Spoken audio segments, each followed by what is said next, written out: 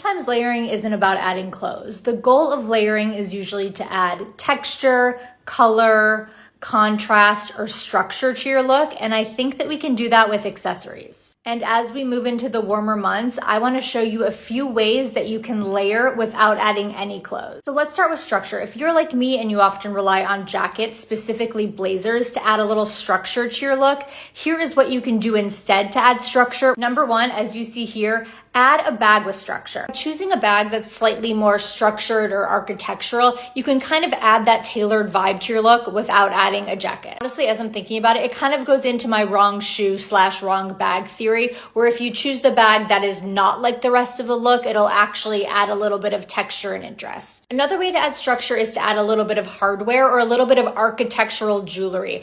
I love this. I love a longer necklace over a tank or a dress or something flowy. It's all about adding that structure or that hardness to a softer summer look. I mean, she's wearing a jacket here, but just imagine this without the jacket. It would still look so rich and layered and interesting. Also, I talk about this so much, so I'm not going to harp on it. Another way to add structure without adding clothes is to add a belt. Now let's talk about adding texture. In the fall and winter, we can obviously do this by adding knits and sweaters and tweeds and all of these things that give the look texture. But in summer, we can do this by adding accessories, specifically bags and shoes and jewelry that give the look a little bit of texture. Like here, for example, adding a raffia bag or a straw bag or a woven bag to a summery and light look gives it that layered feeling. And honestly, a structured textural bag like this, perfection. An amazing layered necklace situation can also add a little bit of texture. I was saying before that one larger piece or like an architectural earring